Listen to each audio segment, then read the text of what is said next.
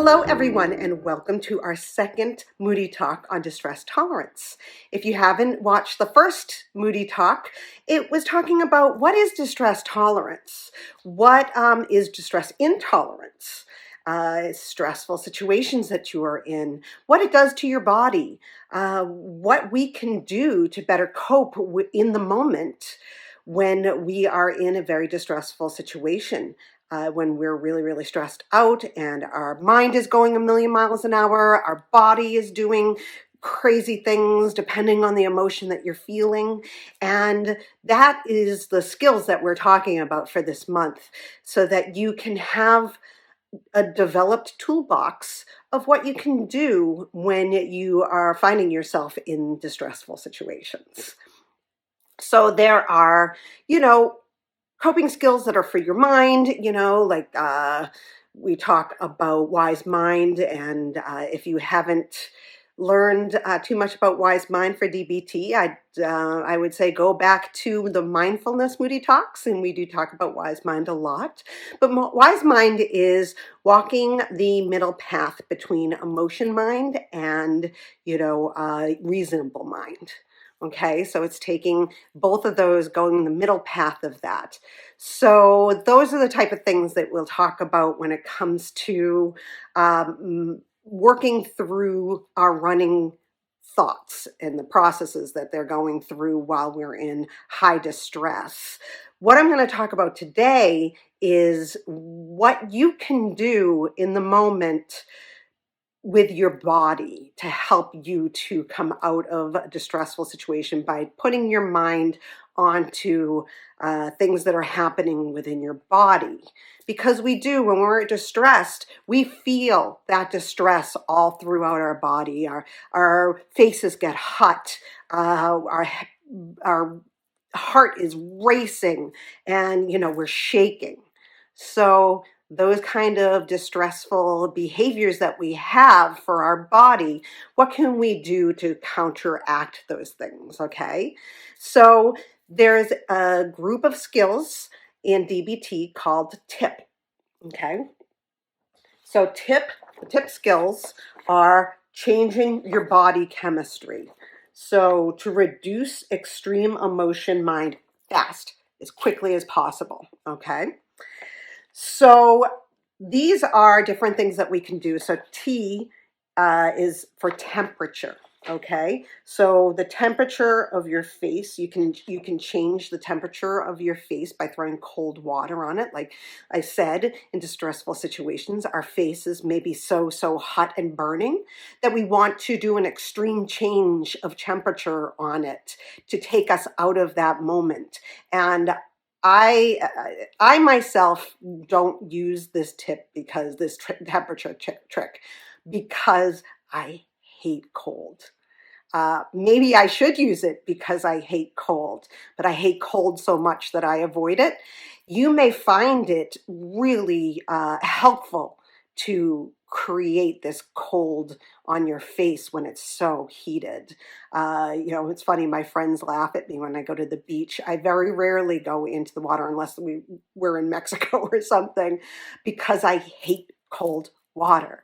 But it does the trick in the moment. Imagine your face is all hot. You just need to, get your mind out of this rushing, thought process. And what you can do is you can splash very cold water on your face.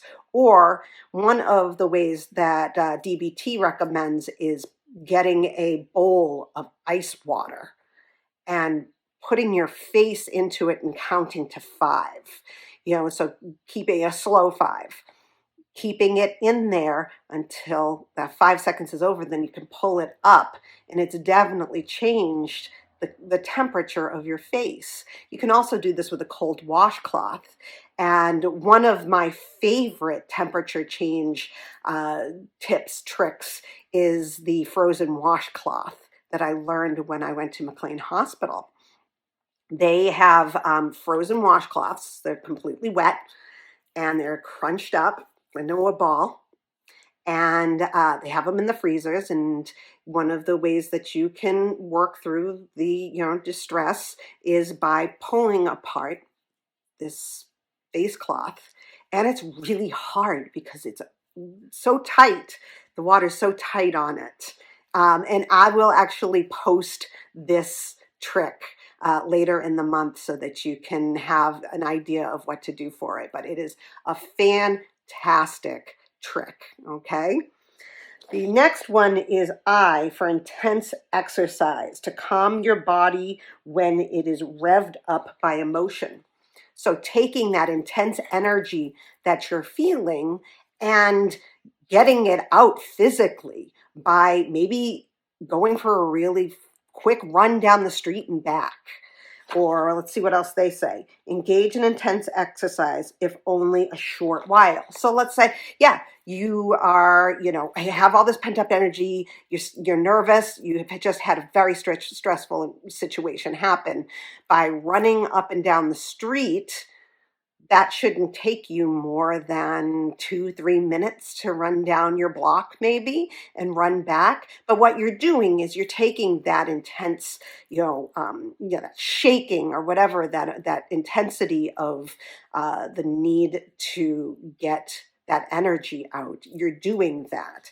Also says expend your body's stored up physical energy by running, walking, fast, jumping, playing basketball, lifting weights, etc. So if you have some weights in, like maybe you have a few weights that you have sitting around that you used or you do use for exercise, going in, grabbing like the heaviest one you possibly can grab and start using it, pumping your arms or, bending over and picking them up, but really working with heavy weight or with, the bands, exercise bands that you might have, putting those at your feet and pulling them up and just, pulling and getting that extra energy out of your body is really important. That way, your body feels as though it's gotten out that nervous, stressful energy that you produced in that stressful moment. Okay? There's 2 P's. So one is paced breathing. Pace your breathing by slowing it down. When we get stressed, when we are in distress, we may breathe really, really quickly. We're not grasping a full breath, right? So slowing down your breath with various different methods. I do box breathing, and that's another trick that I will put up a video about that helps to, visualize and understand what I'm talking about. So my particular favorite is box breathing. So what you do is you picture a box, and the first part of the box is breathing in, and you count to 4 when you breathe in. So you go breathe in to 4, hold it for 4, breathe out for 4, hold that for 4. So you're really slowing down your breath. You're making it deliberate and you're focusing on that breathing. It's really important that we bring our breathing to a normal pace when we're in distress, because that also causes the heart racing. That causes the shaking. That causes more nervousness when you're not catching a full breath. So by doing particular kinds of breathing methods, you're helping yourself to calm down, calm the body down, okay? And then the last P is paired muscle relaxation. This is a great one. And I don't think anybody thinks about this. So it says to calm down by pairing muscle relaxation with breathing out. So this is going to talk about it, but then I'll also talk about it myself. While breathing into your belly deeply, tense your body muscles, not so much as to cause a cramp, obviously. Then you're going to notice the tension in your body. While breathing out, say the word relax in your mind.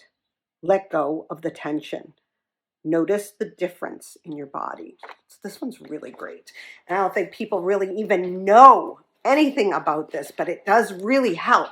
Imagine, taking in a deep breath, okay? So and tensing all of your body and holding that. Just keep tensing, keep tensing. And then you breathe out, you relax. In your mind, you say relax, and you untense your entire body and let it go. Try that a few times. Let's tense everything.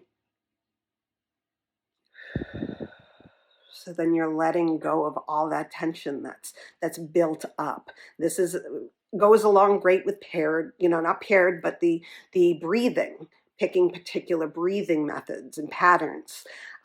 It just gives you that extra punch to it, like the stress. You're taking all that stress, you're getting it all into your muscles, and then you're letting that go. I highly recommend trying it because it does work. And I really think that a lot of people, I think most people don't even really think about that. But just imagine, try it now. Just breathe in and tense everything and hold it for a little while. Just notice all of the tension in all of the parts of your body and then let it go. I'm already feeling relaxed, honestly. So I highly recommend trying that, the relaxation, the tightening and the relaxation of your muscles. Again, it pulls you out of what's going on in your brain because you're focusing on what you're doing to change the body sensations that you have when you're in an intense emotion. So that is TIP.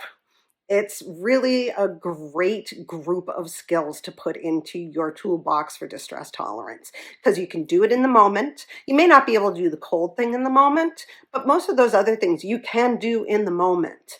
So I highly recommend trying that out. If you want more information about TIP, just all you have to do is put in DBT and T.I.P., and they will bring up all of the information that I gave you. I also have the worksheet available, so you can download that. So I hope you guys enjoyed this. We're going to move forward with another group of skills that we can use to put in our toolbox for distress tolerance. Hope you have a great rest of your week. Bye.